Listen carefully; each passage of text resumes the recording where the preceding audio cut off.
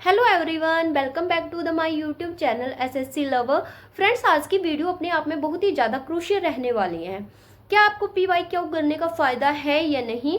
TCS आपसे आपके exam है जो वो कंडक्ट नहीं करवाएगी। जैसे कि आपको पता है 2025 के अंदर एसएससी के बहुत सारे एग्ज़ाम थे जो होने वाले थे, जैसे कि SSC CPO, CGL, CHSL, Delhi police के, और इसके अलावा एसएससी जीडी के और भी बहुत सारे एग्ज़ाम थे जो आपके एसएससी कंडक्ट करवाती थी। बट एसएससी जो आपके पेपर थे वो टीसीएस कंपनी के द्वारा बनाए जाते थे। बट अब से आपके जो टीसीएस कंपनी के द्वारा आपके एग्ज़ाम है जो वो नहीं बनाए जाएंगे। इनके जो पैटर्न में कुछ अलग से चेंजेस होंगे, आपकी फीस बढ़ सकती है और जो आपके एग्ज़ाम है थोड़ा डिले हो सकते हैं, ये मानना है एसएससी के चेयरमैन का।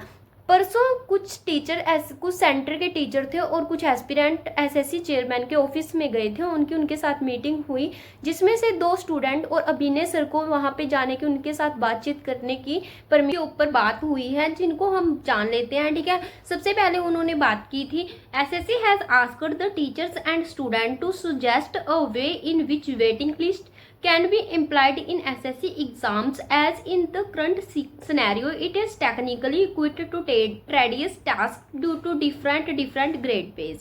उन्होंने पहले बात की थी कि हमारी यह जो वेटिंग लिस्ट लगनी चाहिए, बट इसके लिए एसएससी चेयरमैन का जो रुझाव है वो ना की तरफ ज़्यादा गया है। उन्होंने कहा है कि जो सीजीएल के थ्रू हम अलग अलग ग्रेड पे दे रहे हैं, अलग अलग ग्रेड पे जॉब दे रहे हैं, उनके कारण हमें ये सभी करना थोड़ा सा टफ हो जाएगा, हमारे लिए मुश्किल काम है। इसके लिए उनके रुझाव ना की तरफ गए हैं।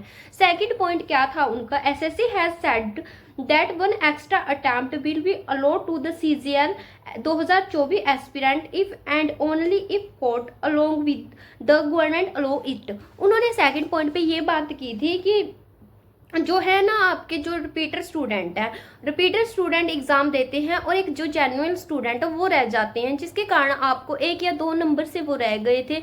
उनकी जो एज है अब लंघ चुकी है, अब वो उनकी एज नहीं रही है, उनके लिए एक अटैम्प्ट होना चाहिए। उसके लिए एसएससी के चेयरमैन का जवाब ये रहा था कि इसमें अगर आपको कोर्ट परमिशन दे देती है तो हमें इस चीज़ में कोई भी त्रासगी नहीं है।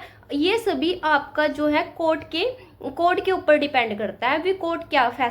थर्ड पॉइंट ये था कि जो आपका 2024 का सीजीएल का एग्जाम हुआ था 2024 का, उसमें ना बहुत सारे क्वेश्चन थे जो गलत देखने को मिले थे। उसके लिए एसएससी के चेयरमैन ने यही बात बोली है कि अब से जो एसएससी के जितने भी एग्जाम होंगे वो आपकी टीसीएस कंपनी कंडक्ट नहीं करवाएगी और कोई करवाएगी। इसका मतलब ये नहीं है कि आपको घबराना है कि हम अब पीक्यूएस करें या फिर नहीं, और हमारा जो सब सिलेबस है वो चेंज होएगा। सिलेबस आपका बिल्कुल सेम रहने वाला है, बस थोड़ा बहुत सब्जेक्ट में थोड़ा सा टॉपिक वाइज वेटेज में कम ज़्यादा हो सकता है। जैसे कि आप मैथ मान लो, मैथ में आपका था जो ज़्यादा आपका अर्थमेटिक का पोर्शन ज़्यादा आता था और एडवांस का कम आता था। अब उसमें कुछ चेंजेस हो सकते हैं, ऐसे हो सकता है एडवांस ज़्यादा आ जाए, अर्थमेटिक कम आ जाए, बट सिलेबस आपका वही रहने वाला है। इसके लिए आपको घबराना नहीं है, और जो पीवाईक्यू है उसको भी आपको करते रहना है। ठीक है, उससे आपका क्या है, वो एक लग से ज़्यादा चेंज नहीं करेगा। हाँ, ये बात सच है कि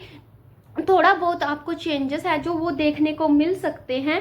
ठीक है, वो और आपका सिलेबस है जो वो भी सेम रहेगा। और जो 10th एमटीएस है वो 10th लेवल का आता है, वो इसमें ये नहीं है कि आपको 12th लेवल का दे देंगे। ठीक है, पेपर में 10th लेवल तक का ही आपके एग्जाम में आएगा। और जैसे कि दिल्ली पुलिस का है वो 12th बेस पे होता है, तो उसमें 12th लेवल का ही आपको देंगे, इससे एक्स्ट्रा आपको कुछ भी नहीं दिया जाएगा। इसलिए आपके को घबराने की कोई भी बात नहीं है। फोर्थ बात हुई थी उनकी नॉर्मलाइजेशन के ऊपर। नॉर्मलाइजेशन में वो बोल रहे थे कि कुछ ऐसे बच्चे होते हैं किसी के नंबर कम हो जाते हैं, किसी के एक बहुत ही ज़्यादा बढ़ जाते हैं। ये तो चीज़ लक पे डिपेंड करती है, ये चीज़ नहीं होनी चाहिए। इसके बारे में उनकी बात हुई थी। इसके अलावा उनकी बात हुई थी डॉक्यूमेंट वेरिफिकेशन के। वो बोल रहे थे स्टूडेंट की, टीचर और स्टूडेंट की डॉक्यूमेंट वेरिफिकेशन अब वो आप करवाया करो, लेकिन उन्होंने इसके लिए साफ साफ इनकार कर दिया है। उन्होंने कहा है कि जो आपका ये है जो डिपार्टमेंट की ड्यूटी है, इसको आपका जो डॉक्यूमेंट वेरिफिकेशन है वो डिपार्टमेंट ही करवाएगा। उसके अलावा आपकी बात हुई थी, उन्होंने कहा था कि CGL, CHSL और उसके बाद MTS, ये एग्ज़ाम है ऐसे एक फ्लो में होंगे, जैसे पहले CGL का होगा, फिर CHSL का होगा, देन आपका MTS का होगा। पहले क्या था, सभी चीज़ें रैंडमली चलती थी, जैसे कभी CPO का हो गया, कभी CGL का हो गया, तो कभी MTS का हो गया। ऐसे था जैसे कि बच्चों का CGL में हो गया, MTS की सीटें खाली रह जाती थी, ठीक है। ये चीज़ उन्होंने इसलिए की है। अब सब कुछ ऐसे होगा, CGL, CHSL, MTS। जो बच्चा CGL की तैयारी कर रहा है, CGL का एग्जाम देगा, CGL में सिलेक्ट हो जाएगा। CHSL की कर रहा है, CHSL का देगा, सिलेक्ट हो जाएगा। MTS की तैयारी करेगा, MTS का एग्जाम देगा और उसमें सिलेक्ट हो जाए। मेन बात यही थी इसमें। उसके उन्होंने कहा है कि जो आपके ये पूरा कंक्लूजन है, ये प्रोसेस है, दो पार्ट में डिवाइड होगा। पहला है कि जो 2024 के एस्पिरेंट हैं, उनका जो एग्ज़ाम है, उनके जो आगे का प्रोसेस है वो कैसे होगा, ये सभी की सभी चीज़ें कोर्ट पे डिपेंड करेंगे। सेकंड, उन्होंने कहा है कि टीचर को आप हमारी हेल्प कीजिएगा कि हमें क्या करना है, जैसे टीचर बोलेंगे वैसा करेंगे।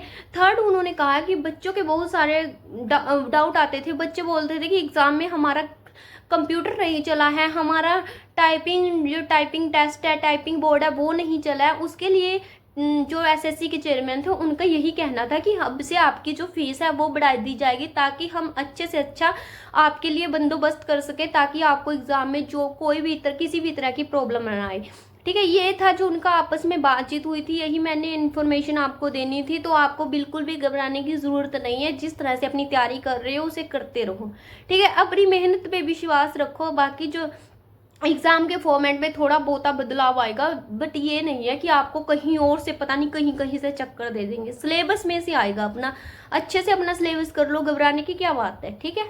Thanks for watching this video, bye bye.